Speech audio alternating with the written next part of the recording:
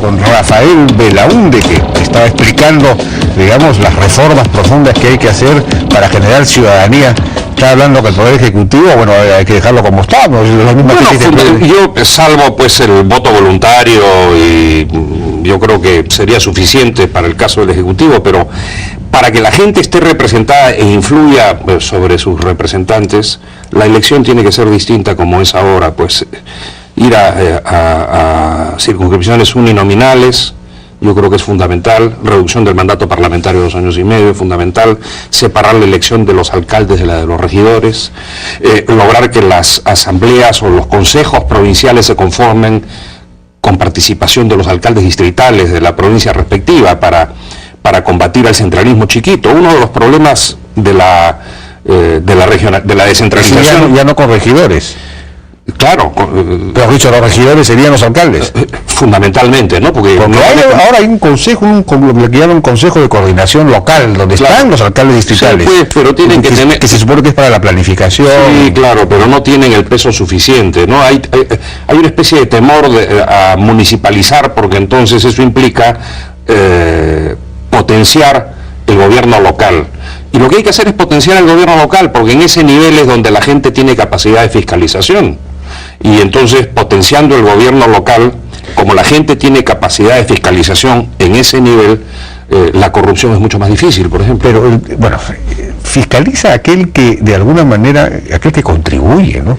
Digamos, si yo pago impuestos, estoy interesado... Todos pagamos impuestos. Ahí tienes otra demostración del conservadurismo de nuestro amigo Pedro Pablo, que ofreció bajar el IGB y lo subió cuando no bien llegó al cargo, con el argumento de que abrió un cajón y estaba vacío el cajón, como si no hubiese leído o no leyera las notas semanales del DCR. ¿Por qué no subió el impuesto a la renta? Porque prefería afectar a quienes no pueden, digamos, a quienes tienen que pagar el impuesto, que son los consumidores, y no afectar a las utilidades de las empresas. Pero me refería que en general en las provincias del Perú, en las ciudades, la gente, por ejemplo, no paga, y eso es una cosa que viene desde la colonia, creo, la gente no paga impuesto predial. Entonces las municipalidades están acostumbradas a recibir esas transferencias que son cada vez mayores del gobierno central, y entonces ahí se generan pequeños reyesuelos que hacen lo que le da la gana, y no hay realmente, porque como no hay contribuyentes, no hay fiscalización, es un problema serio. Mayor razón para ir a una reforma del Estado integral, de la cual nadie habla. En el CADE nadie ha hecho referencia a ese tema. Te dicen, bueno, vamos a reorganizar un ministerio, vamos a crear una dirección más, otros quieren crear más ministerios. Tenemos que ir a una reforma del Estado, porque ¿qué sucede? En los 200 años transcurridos desde la independencia,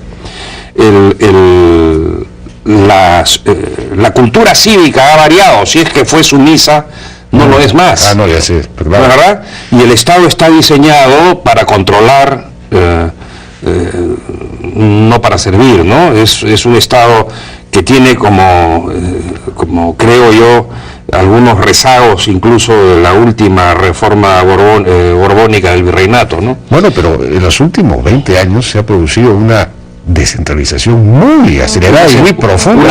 Lo que se ha producido es una centralización chiquita. No es una descentralización, o sea, hay pavor realmente de fortalecer el municipio, ¿no? A nivel provincial. Las municipalidades están ejecutando ahora el 40-50% de la obra pública, de la inversión pública, que ahora es mucho mayor que antes.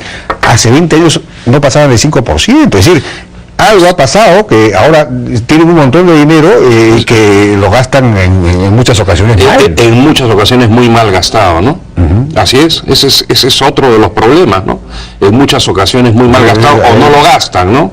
O no lo gastan, ¿no? Así es. Entonces, pues hay o no hay problemas, claro que los hay, claro, por pero esos problemas no los quieren atacar, pues te dicen los candidatos conservadores que ellos sí van a gastar bien el dinero, pero nadie reconoce el hecho de que la organización misma es la que está llena de carencias. Hay cada vez más corrupción en el gasto, ¿no? El tema de la corrupción es un problema muy serio. Muy serio, sí. ¿Y cómo se puede hacer para resolverlo, no? Bueno, no sé, con este Poder Judicial es difícil, ¿no?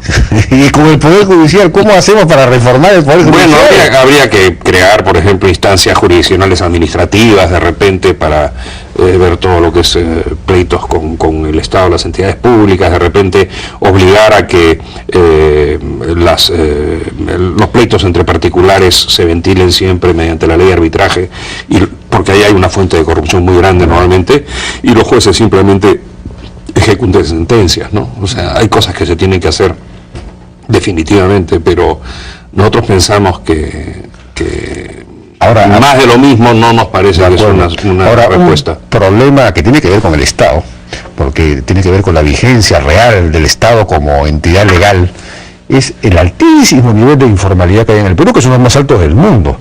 Digamos, la gente está en la informalidad. Bueno, entonces, eso es un problema estructural. Que ¿cómo? Bueno, pero no se puede estar pues en la formalidad si estás acosado por tarifas, trámites, papeleos inútiles.